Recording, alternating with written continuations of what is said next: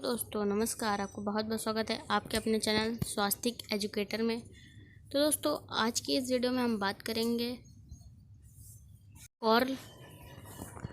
Call marks जिसे संबंधित वस्तुनिष्ठ प्रश्नों के बारे में। आज की इस वीडियो में हम आपसे डिस्कस करेंगे और आज आप इस वीडियो में कॉल मार्क्स से संबंधित सभी वस्तुनिष्ठ प्रश्नों को कवर कर लेंगे। तो दोस्तों जो भी स्टूडेंट्स कॉल मार्क्स से संबंधित वस्तुनिष्ठ प्रश्नों के बारे में जानने के लिए बहुत बेहद उत्सुक हैं, तो दोस्तों वो स्टूडेंट इस वीडियो को बहुत देखें। तो दोस्तों एग्ज़ाम जो है निकट है, तो दोस्तों आई होप जिनका समाजशास्त्र सब्जेक्ट है उनके लिए ये वीडियो बहुत ही ज़्यादा यूज़फुल होने वाली है। तो दोस्तों देरी न करते हुए हम अपनी आज की वीडियो स्टार्ट करते हैं और कॉल मार्क्स से संबंधित जितने भी वस्तुनिष्ठ प्रश्न हैं, जितने भी ऑब्जेक्टिव क्वेश्चन हैं, उन सबको आज की वीडियो में हम कवर करेंगे। तो दोस्तों चलिए फिर हम अपनी आज की वीडियो स्टार्ट करते हैं। Let's start the video. तो दोस्तों वीडियो को स्टार्ट करने से पहले आप सभी लोगों से निवेदन है कि आप हमारे चैनल स्वास्तिक एजुकेटर को सब्सक्राइब कर दें, बेल आइकन प्रेस कर दें ताकि आपको हमारी नेक्स्ट वीडियो का नोटिफिकेशन सबसे पहले मिल जाए। तो दोस्तों चलिए फिर अपनी वीडियो स्टार्ट करते हैं। तो दोस्तों जैसा कि आप वीडियो में देख रहे हैं हम पेज पर आ चुके हैं। तो दोस्तों जैसा कि हमारा पहला क्वेश्चन है कि कॉल मार्क्स का जन्म कब हुआ था। तो दोस्तों इसमें आपको 4 ऑप्शन दिख रहे होंगे। तो दोस्तों हम क्या करेंगे, ज़्यादा वीडियो को लंबी ना करने के लिए तो हम डायरेक्ट जो है क्वेश्चन उसके बाद डायरेक्ट आंसर बोलेंगे। तो दोस्तों ऑप्शन जो है ये इनको करने से अभी बोलने से तो बोलेंगे तो इससे क्या होगा कि वीडियो बहुत लंबी होगी और आप बोर हो सकते हैं। तो दोस्तों हम डायरेक्ट आपको क्वेश्चन और डायरेक्ट आंसर डिस्कस करेंगे। तो दोस्तों कॉल मार्क्स का जन्म कब हुआ था। दोस्तों कार्ल मार्क्स जी का जन्म जो हुआ था 5 मई 1818 ईस्वी को कॉल मार्क्स का जन्म हुआ था। तो दोस्तों आपको हम बता दें कि अगर आपको कॉल मार्क्स का जन्म याद करने में अगर दिक्कत हो तो आप ये गैस कर सकते हैं, जैसे कि मार्क्स में माँ आता है तो मैंने क्या किया है कि मार्क्स में माँ आता है, मई में भी माँ आता है, तो मैंने मार्क्स को और मई को कनेक्ट कर लिया है। तो इससे पता चल जाता है कि 5 मई 18। तो दोस्तों इस तरह से हमने मई की भूले नहीं कि जुलाई में हुआ था कि उसमें हुआ था, तो इसीलिए मैंने इनके नाम से ही एक सोर्स लगा लिया है कि इस तरह से हम इसको याद कर लेंगे। तो दोस्तों एक ट्रिक बनाई है, किसी चीज़ को याद करने की एक ट्रिक बनाएंगे तो आपको जल्दी याद होगा और आपको भूलेंगे नहीं। तो दोस्तों कॉल मार्क्स का जन्म कब हुआ था। तो कॉल मार्क्स का जन्म 5 मई 1818 ईस्वी को हुआ था। नेक्स्ट क्वेश्चन है हमारा, द पॉवर्टी ऑफ फिलॉसफी पुस्तक के लेखक कौन है। तो दोस्तों द पॉवर्टी ऑफ फिलॉसफी पुस्तक के लेखक कौन है। तो कॉल मार्क्स जी हैं। तो दोस्तों आज की हम इस वीडियो में बात कर रहे हैं कॉल मार्क्स जी के बारे में। तो दोस्तों जाहिर सी बात है द पॉवर्टी ऑफ फिलॉसफी पुस्तक जो भी होगी वो कॉल मार्क्स जी से ही उनके लेखक है। द पॉवर्टी ऑफ फिलॉसफी पुस्तक के लेखक कौन है। तो द पॉवर्टी ऑफ फिलॉसफी पुस्तक के लेखक कॉल मार्क्स जी हैं। नेक्स्ट है हमारा, किसने अतिरिक्त मूल्य का सिद्धांत प्रस्तुत किया। तो दोस्तों अतिरिक्त मूल्य का सिद्धांत किसने प्रस्तुत किया। तो दोस्तों अतिरिक्त मूल्य का सिद्धांत कॉल मार्क्स जी ने ही अतिरिक्त मूल्य का सिद्धांत प्रस्तुत किया था। नेक्स्ट है हमारा क्वेश्चन, साम्यवाद का जनक किसे कहा जाता है। तो दोस्तों कॉल मार्क्स जी को साम्यवाद का जनक कहा जाता है।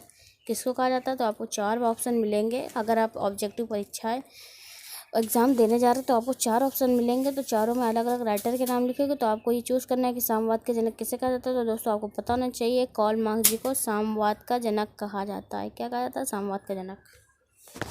नेक्स्ट क्वेश्चन हमारा पूछ रहा है कि कौन सी पुस्तक कॉल मार्क्स की प्रथम प्रकाशित पुस्तक है। तो दोस्तों यदि आपने कॉल मार्क्स जी के बारे में पढ़ा होगा तो आइए क्वेश्चन का आंसर आप आराम से दे सकते हैं। तो दोस्तों आपको बता दें कॉल मार्क्स की जो पहली पुस्तक थी वो है द होली फैमिली। उनकी पहली पुस्तक है। कौन सी, the holy family. Karl Marx ji की पहली पुस्तक है द होली फैमिली।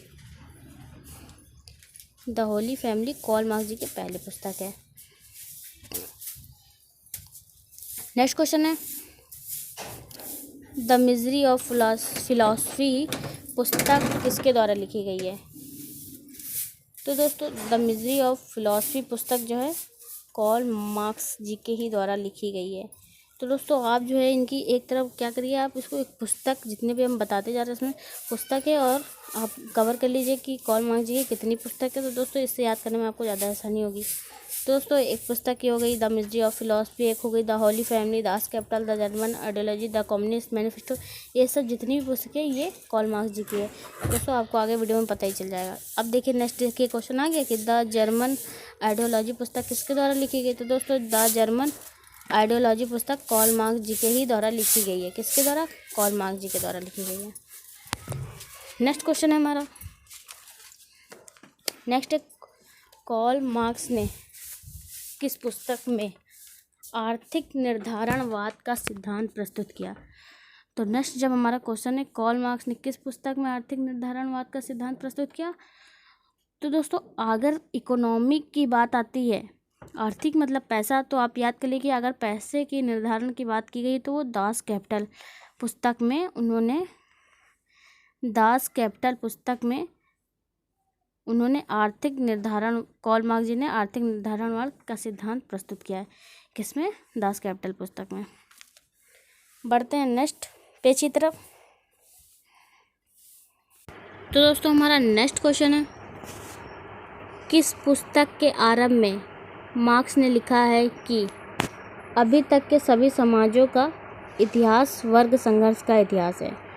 तो दोस्तों कॉल मार्क्स जी ने यह बात जो है कम्युनिस्ट घोषणा पत्र में यह बात कही है कि अभी तक के सभी समाजों का इतिहास जो है वो वर्ग संघर्ष का इतिहास है। यह लाइन किसने कही है? तो यह लाइन कॉल मार्क्स जी ने कम्युनिस्ट घोषणा पत्र पुस्तक में कही थी। नेक्स्ट क्वेश्चन है, कॉल मार्क्स ने किस पुस्तक में आधार संरचना व अधिसंरचना की बात की है। तो दोस्तों कॉल मार्क्स ने आधार संरचना और अधिसंरचना की बात the critique of political economy पुस्तक में ये आधार संरचना और अधिसंरचना की बात की है, the critique of political economy. Next question है, हीगल के दर्शन का क्रम क्या है। तो दोस्तों इस क्वेश्चन का संबंध जो है कॉल मार्क्स जी से नहीं है, फिर भी इसमें दिया हुआ है, तो दोस्तों पढ़ ही लेते हैं इसको भी। हीगल के दर्शन का क्रम जो है वो वाद प्रतिवाद समन्वय हीगल के दर्शन का क्रम है। किसका? हीगल के दर्शन के क्रम वाद प्रतिवाद समन्वय। नेक्स्ट क्वेश्चन है, मार्क्स ने उत्पादन शब्द का प्रयोग किस संदर्भ में किया है। तो दोस्तों मार्क्स ने उत्पादन शब्द का प्रयोग जो किया है वो जीविका के रूप में उन्होंने मार्क्स उत्पादन शब्द का प्रयोग किया है। पढ़ लेते हैं इस आंसर में। देखिए, वे प्रयत्न जिससे आजीविका उपार्जित हो, उत्पादन शब्द का इसलिए प्रयोग किया है क्योंकि उत्पादन का मतलब ये है कि वे प्रयत्न जिससे आजीविका उपार्जित हो। उत्पादन शब्द का प्रयोग किस संदर्भ में किया? तो मार्क्स ने उत्पादन शब्द का प्रयोग वे प्रयत्न जिससे आजीविका उपार्जित हो।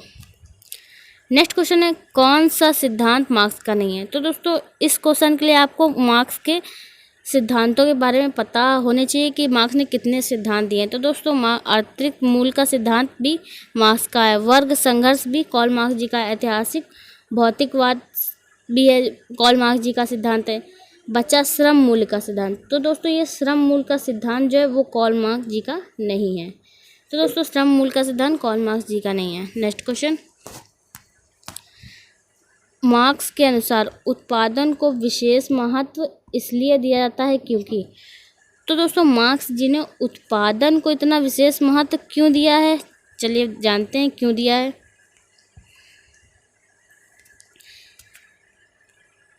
इसलिए उत्पादन को विशेष महत्व मार्क्स जी ने दिया है क्योंकि इससे व्यक्तियों के पारस्परिक संबंध तथा परिवर्तन को समझ सकते हैं।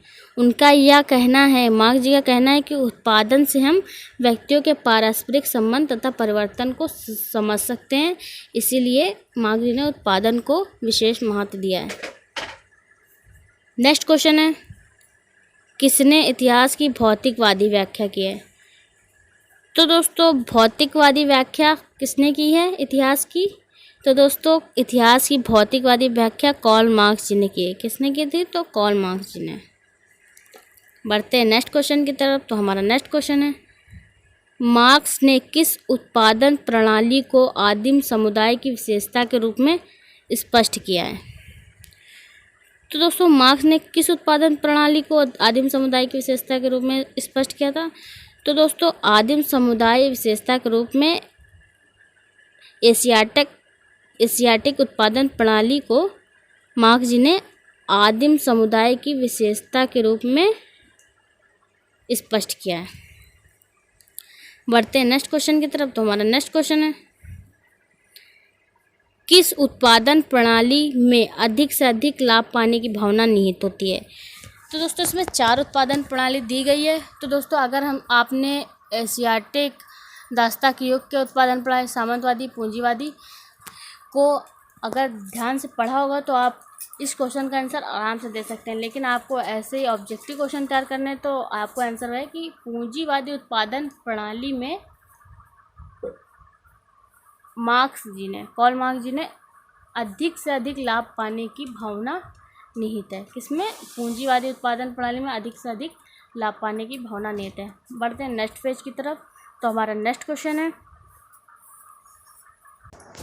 तो दोस्तों क्वेश्चन है, मार्क्स के लेखन में बुर्जुआ और सर्वहारा वर्ग की बात किस युग से संबंधित है? तो दोस्तों आपको बता दें, मार्क्स के लेखन में बुर्जुआ और सर्वहारा वर्ग की बात जो है वो प्राचीन साम्यवाद युग से संबंधित है। किससे? प्राचीन साम्यवाद युग से संबंधित है। तो नेक्स्ट क्वेश्चन है हमारा, किस युग को वर्ग विहीन समाज कहा जाता है? तो दोस्तों साम्यवाद युग को वर्ग विहीन समाज कहा जाता है। किसको? साम्यवाद युग को वर्ग विहीन समाज कहा जाता है। नेक्स्ट क्वेश्चन है दोस्तों, ये समाजशास्त्र से इस क्वेश्चन का कोई लेना देना नहीं है, ये यूजलेस क्वेश्चन है। तो दोस्तों नेक्स्ट क्वेश्चन की तरफ बढ़ते हैं। नेक्स्ट क्वेश्चन है, अलगाववाद का सिद्धांत किसने दिया है? तो दोस्तों ये जो है मैक्स वेबर ने दिया था, तो इसमें गलती से आ गया है। तो दोस्तों मैक्स वेबर जी ने ये सिद्धांत दिया था। फिलहाल आप जान लीजिए, अगर आपके कोर्स में है तब भी, अगर आपके कोर्स में नहीं है तब भी, तो क्योंकि सिद्धांत जो है पूछे जाते हैं। अगर आप किसी कॉम्पिटिशन एग्ज़ाम की भी तैयारी कर रहे हैं तो उसमें भी सिद्धांत पूछ लिए जाते हैं। बढ़ते हैं नेक्स्ट क्वेश्चन की तरफ। अतिरिक्त मूल्य है। तो दोस्तों अतिरिक्त मूल्य क्या है?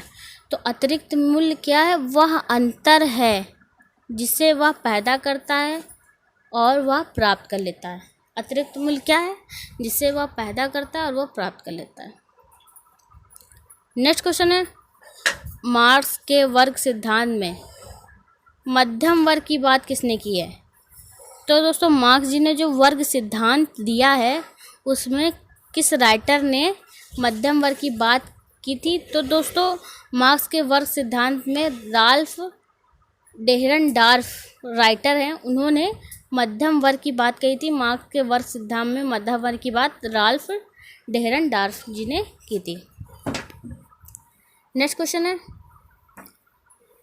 किसने मार्क्स की आलोचना में लिखा है कि मार्क्स सत्ता पर पहुंचने से पहले और सत्ता पर पहुंचने के बाद दोनों ही दशाओं में क्रांति के समर्थक हैं? तो दोस्तों यह बात जो है डॉक्टर लोहिया जी ने कही थी कि मार्क्स की आलोचना करते हुए उन्होंने कहा था कि मार्क्स सत्ता पर पहुंचने से पहले और सत्ता पर पहुंचने के बाद दोनों ही दशाओं में क्रांति के समर्थक हैं। नेक्स्ट क्वेश्चन है हमारा, वर्ग संघर्ष के अंतिम स्तर को मार्क्स ने क्या नाम दिया है? तो दोस्तों वर्ग संघर्ष के अंतिम स्तर को मार्क्स ने सर्वहारा वर्ग और का अधिनायकवाद का नाम दिया है। तो वर्ग संघर्ष के अंतिम स्तर को क्या नाम दिया गया है? नाम दिया गया सर्वहारा वर्ग का अधिनायकवाद। वर्ग संघर्ष के अंतिम स्तर को मार्क्स ने नाम दिया है। तो न बढ़ते हैं नेक्स्ट क्वेश्चन की तरफ। हमारा नेक्स्ट क्वेश्चन है, किसने मार्क्स के इस कथन को अस्वीकार किया कि समाज में सत्ता का स्वरूप पूंजी के आधार पर निर्मित होता है? तो दोस्तों रेमंड एरो जी ने मार्क्स के इस कथन को अस्वीकार कर दिया था कि समाज में सत्ता का स्वरूप पूंजी के आधार पर निर्मित होता है। इस कथन को अस्वीकार किसने किया था? तो इस कथन को अस्वीकार रेमंड एरो जी ने किया था। बढ़ते हैं नेक्स्ट क्वेश्चन की तरफ। हमारा नेक्स्ट क्वेश्चन है, जब वर्गों में एक वर्ग चेतना पाई जाने लगती है तब वे कहलाते हैं। तो दोस्तों, जब वर्गों में एक वर्ग चेतना पाई जाने लगती है तब वे स्वयं के लिए वर्ग कहलाते हैं। क्या कहलाते हैं? स्वयं के लिए वर्ग। तो जब वर्गों में एक वर्ग चेतना पाई जाने लगती है तो क्या कहलाते हैं? स्वयं के लिए वर्ग कहलाते हैं। बढ़ते हैं नेक्स्ट क्वेश्चन की तरफ। हमारा नेक्स्ट क्वेश्चन है सर्वहाराकरण का सिद्धांत किसके द्वारा दिया गया?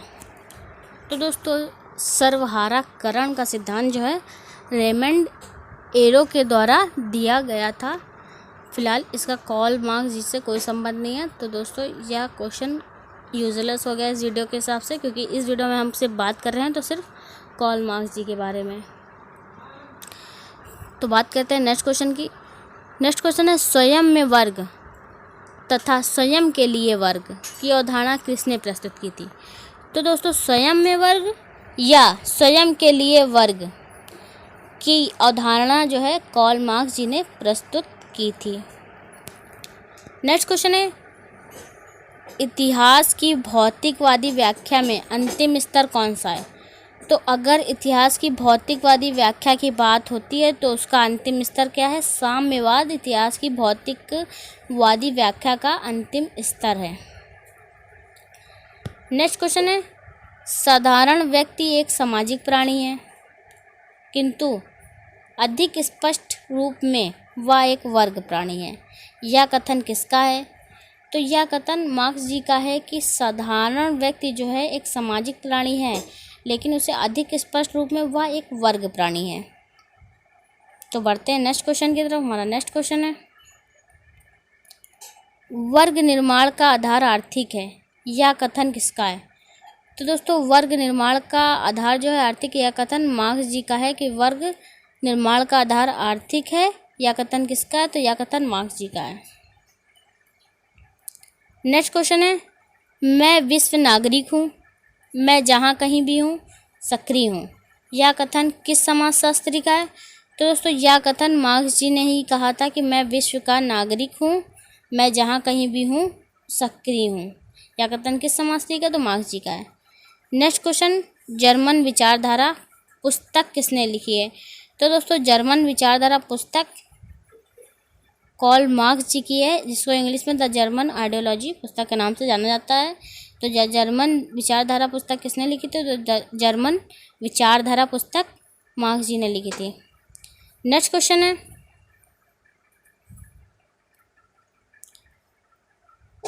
चेतना स्वयं ही पदार्थ की सर्वश्रेष्ठ उपज मात्र है, यह कथन किसका है? तो चेतना स्वयं ही पदार्थ की सर्वश्रेष्ठ उपज मात्र है, यह कथन मार्क्स जी का है। किसका है? मार्क्स जी का। नेक्स्ट क्वेश्चन है, दास कैपिटल किस समाजशास्त्री के थे? तो आप सभी को पता है दास कैपिटल मार्क्स जी की कृति, आप आगे वीडियो में बात कर चुके हैं क्योंकि। नेक्स्ट क्वेश्चन है, किसने कहा कि व्यक्ति अपने इतिहास का स्वयं निर्माता है?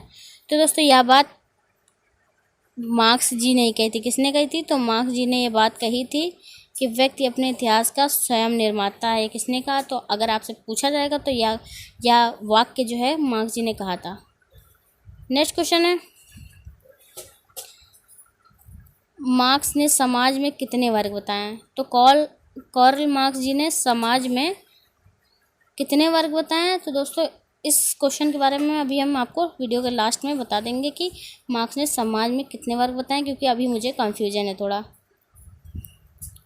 बढ़ते हैं नेक्स्ट क्वेश्चन की तरफ।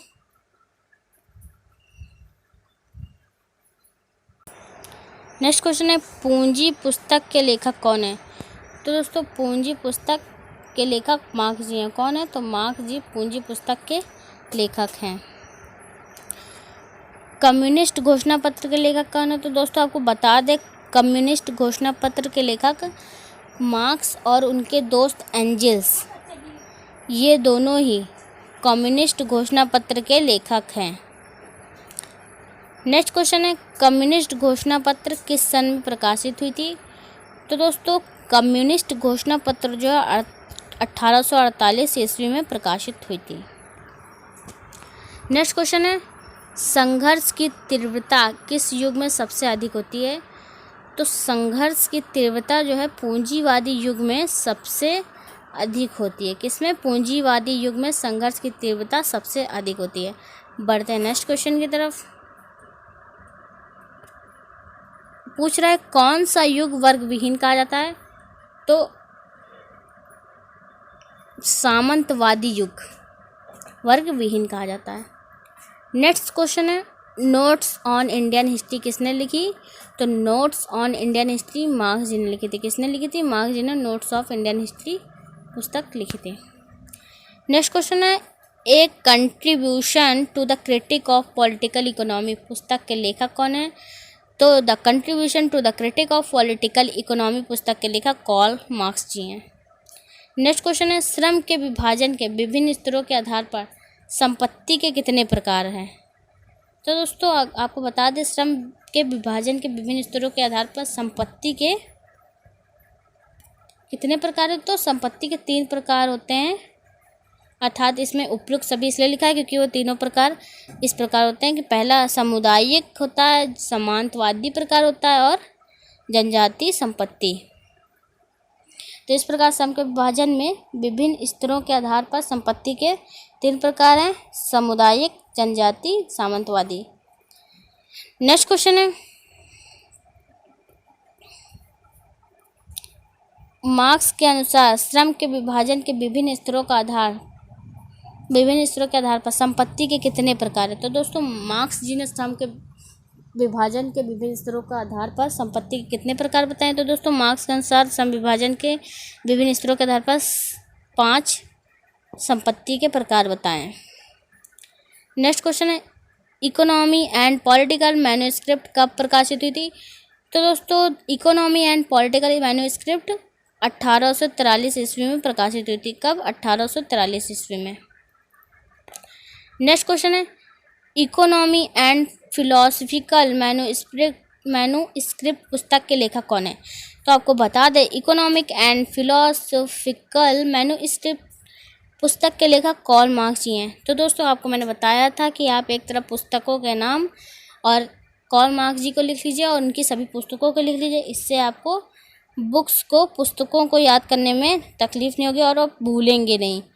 तो दोस्तों ऐसे इसमें तो जैसे कि उसमें पूछ लेगा उनकी, अगर उन्होंने 10 पुस्तकों की रचना की तो उन्होंने 10 पुस्तकें आप याद कर लीजिए, भले आप उनका प्रकाशन ना याद कर पाइए लेकिन, और अगर उनके प्रकाशित सन मेन बुक्स का याद कर लीजिए।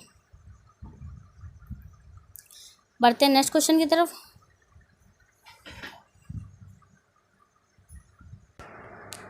क्वेश्चन निम्नलिखित में से कॉम्ट को अधकचरा वैज्ञानिक कहकर किसने संबोधित किया था?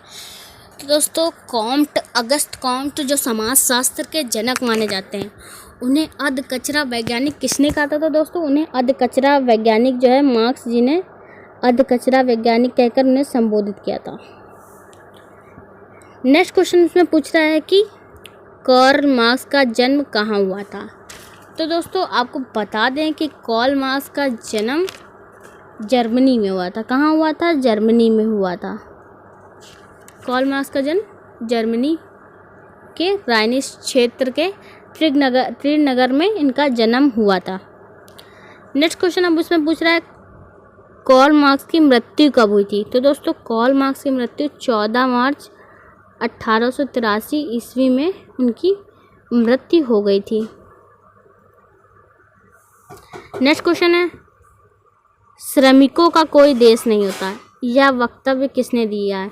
तो दोस्तों यह वक्तव्य आजकल वैसे भी आप लगातार देख रहे हो क्योंकि लॉकडाउन में जितने भी मजदूर हैं वो लगातार आ रहे हैं, तो यह वक्तव्य का यूज़ हो रहा है कि श्रमिकों का कोई देश नहीं होता, उन्हें इधर उधर से भटकना पड़ता है। तो दोस्तों यह वक्तव्य जो आपको बता दें कि कार्ल मार्क्स जी ने ये कहा था कि श्रमिकों का कोई देश नहीं होता है। नेक्स्ट क्वेश्चन की बात करते हैं। नेक्स्ट क्वेश्चन हमारा अस्तित्व चेतन का निर्धारण करता है और चेतन अस्तित्व का नहीं।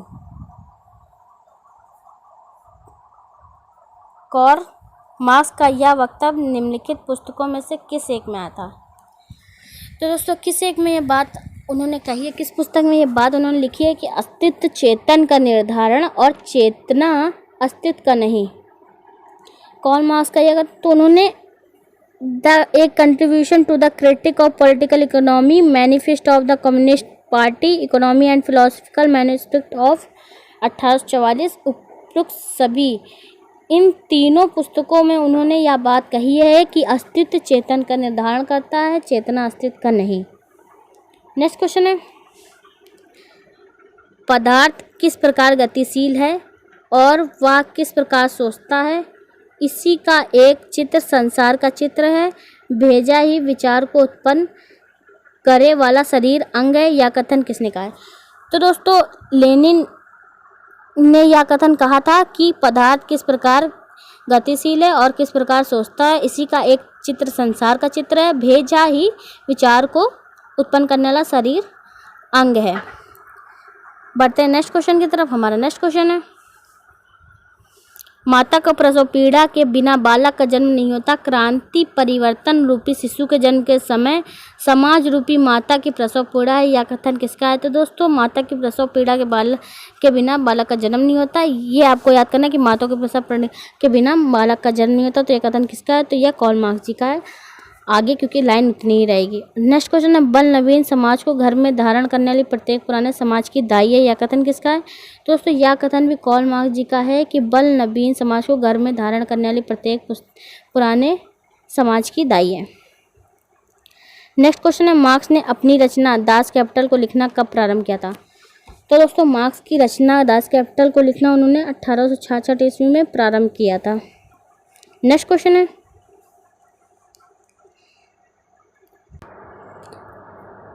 एक contribution to the critique of political economy पुस्तक कब प्रकाशित हुई थी? तो दोस्तों एक contribution to the critique of political economy पुस्तक 1859 ईस्वी में प्रकाशित हुई थी। कब? 1859 ईस्वी में।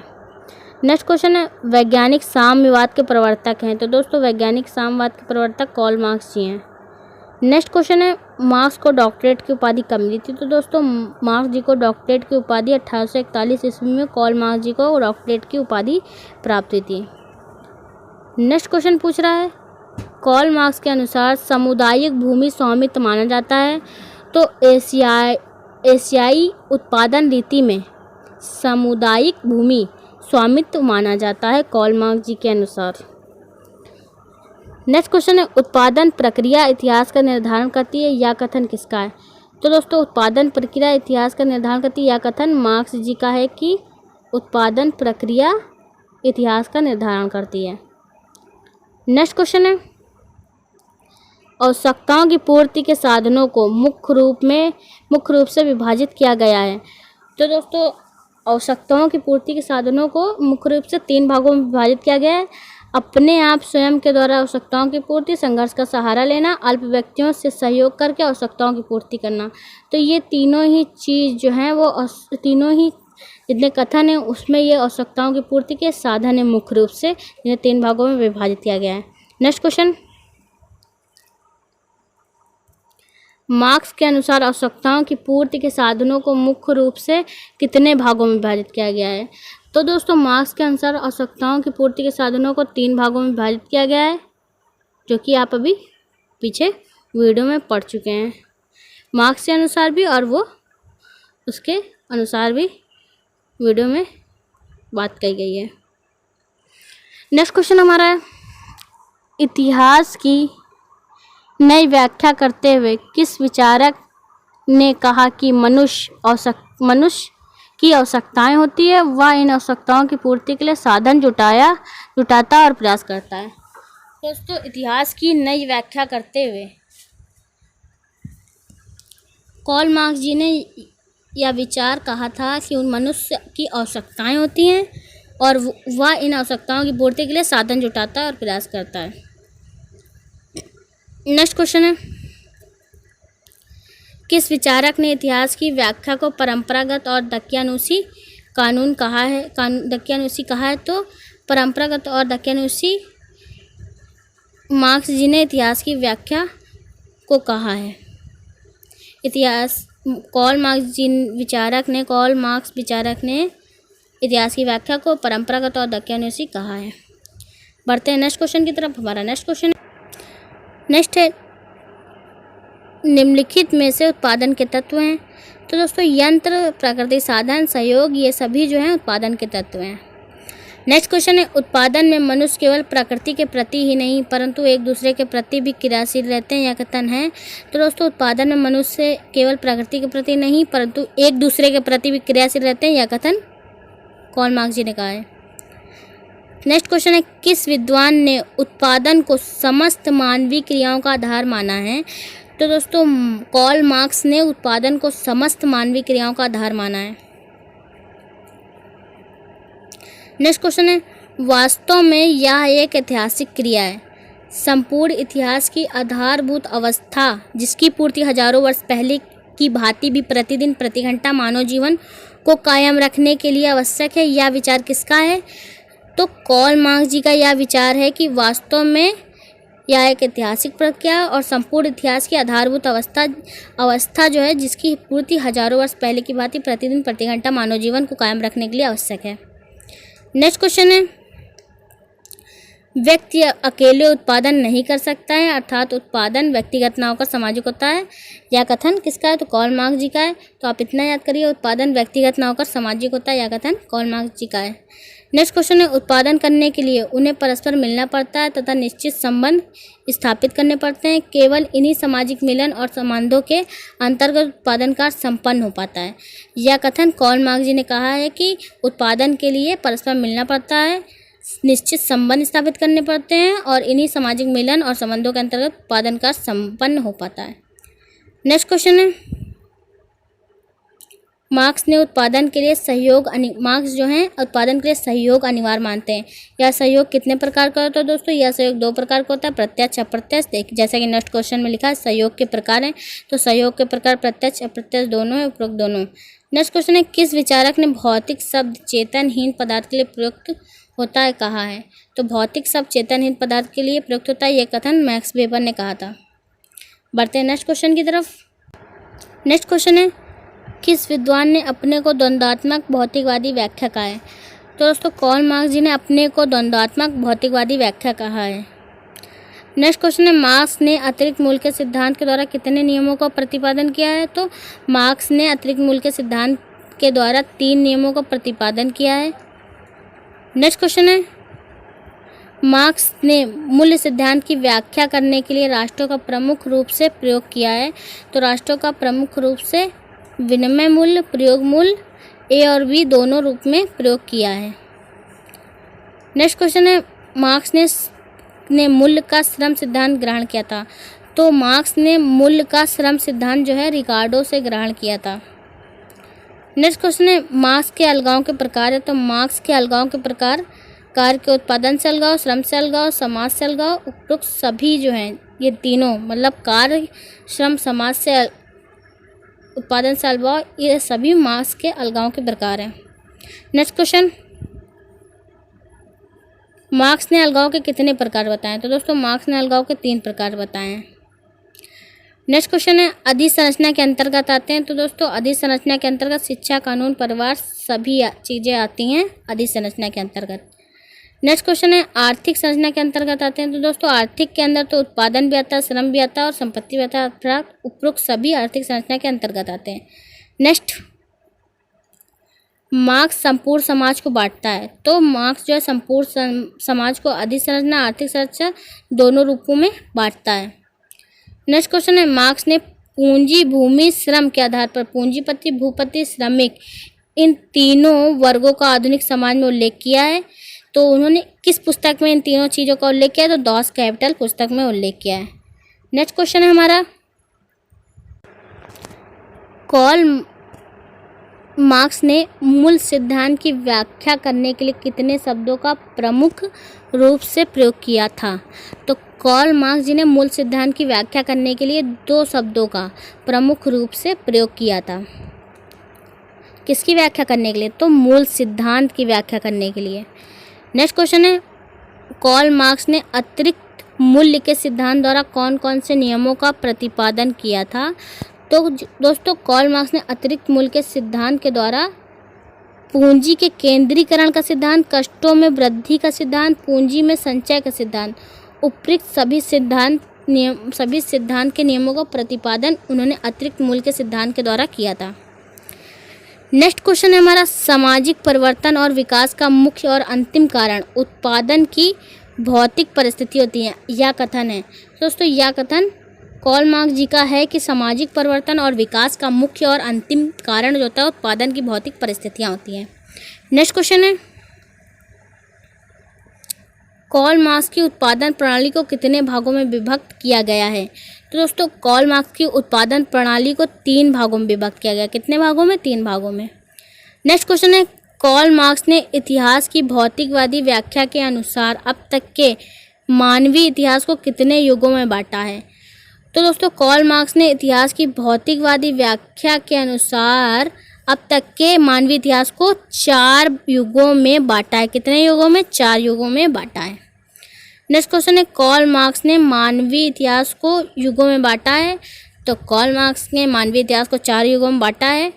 तो दोस्तों सामुदायिक, सामंतिक, पूंजीवादी और एक युग और भी है, अर्थात जितने इन तीनों में देखे थे ये तीनों ही कहलाएंगे। नेक्स्ट क्वेश्चन है,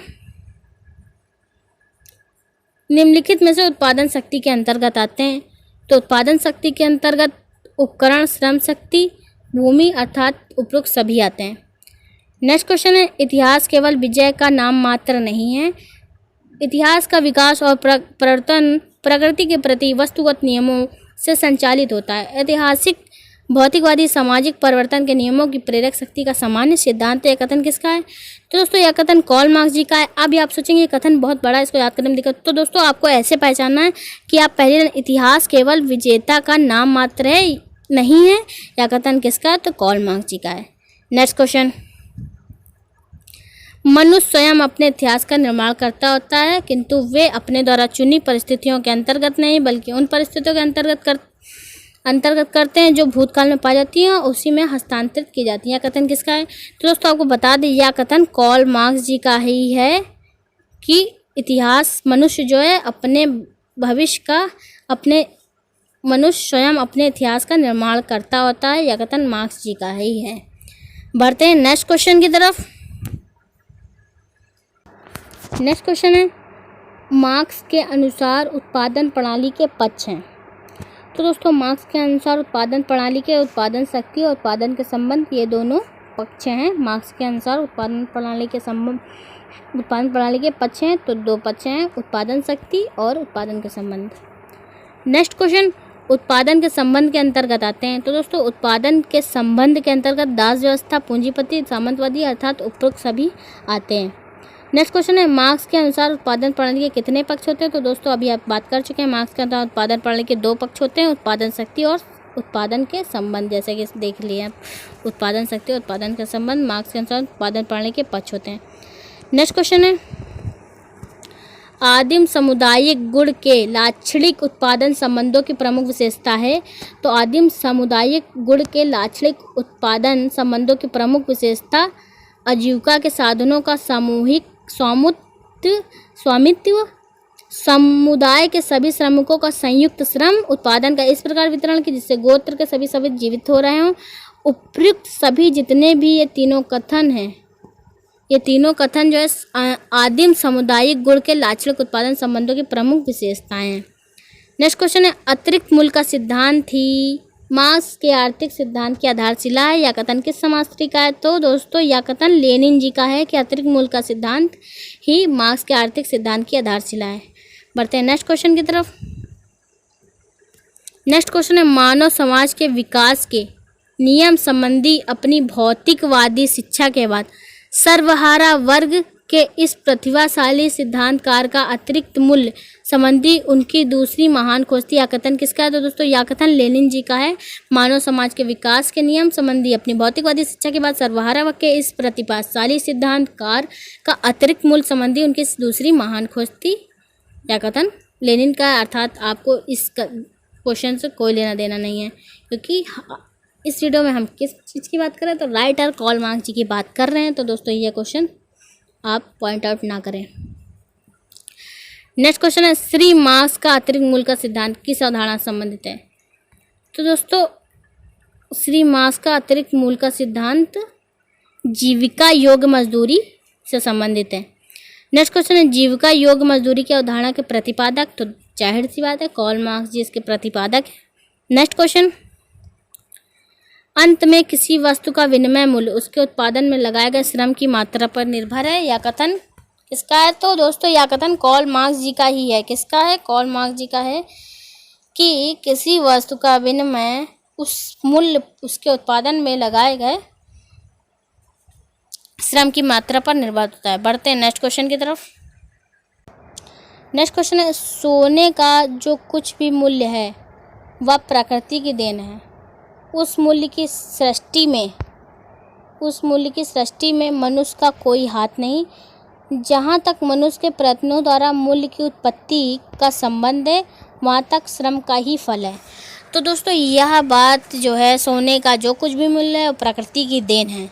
तो आपको इतना याद रखना है कि सोने का जो कुछ भी प्रकृति का देन है। यह कथन किसका है? तो यह कथन कार्ल मार्क्स जी का है। किसका है? कार्ल मार्क्स जी का।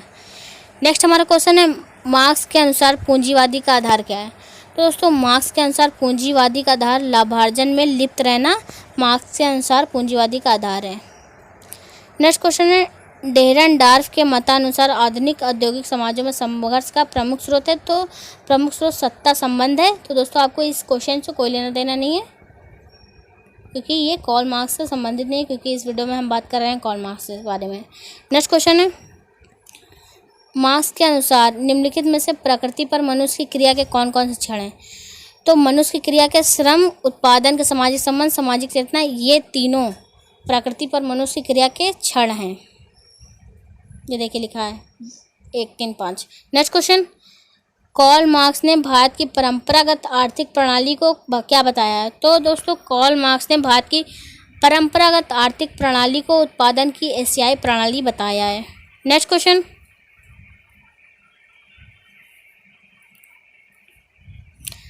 मार्क्स के अनुसार निम्नलिखित में से किस क्रम में अवतरित हुआ है? कौन किस क्रम में अवतरित हुआ है? तो दोस्तों पहले आदिम समाज, उसके बाद एशियाई समाज, फिर प्राचीन समाज, फिर सामंतवादी समाज आया है। तो दोस्तों आदिम, एशियाई, प्राचीन, सामंतवादी समाज इस प्रकार में अवतरित होगा। नेक्स्ट, और ये हमारी वीडियो का लास्ट क्वेश्चन है और इस प्रकार कार्ल मार्क्स से संबंधित जितने भी इंपॉर्टेंट क्वेश्चन है कवर हो गए हैं और बस एक क्वेश्चन बचा है। आपका इंतजार बहुत जल्द खत्म होने वाला है। तो दोस्तों आपसे निवेदन है कि वीडियो को लाइक कर दें अगर आपको वीडियो पसंद आई हो। चलिए फिर अपने लास्ट क्वेश्चन की भी बात कर लेते हैं। मार्क्स ने सामाजिक परिवर्तन के स्पष्टीकरण के हेतु अवधारणाओं का प्रयोग किया है। तो दोस्तों मार्क्स ने सामाजिक परिवर्तन के स्पष्टीकरण के हेतु श्रम एवं श्रमिक, उत्पादन के साधन, उत्पादन, उपयुक्त सभी अवधारणाओं का प्रयोग किया है। तो दोस्तों इस प्रकार से यदि आपको हमारी यह वीडियो अच्छी लगी हो तो आप हमारे चैनल स्वास्तिक एजुकेटर को सब्सक्राइब कर दें, बेल आइकन प्रेस कर दें ताकि आपको हमारी नेक्स्ट वीडियो को नोटिफिकेशन सबसे पहले मिल जाए। तो दोस्तों वीडियो को लाइक कर दें, शेयर कर दें, कमेंट कर दें और बताएं कि आपको ये वीडियो कैसी लगी है। तो दोस्तों मिलते हैं नेक्स्ट वीडियो में, तब तक के लिए नमस्कार, धन्यवाद।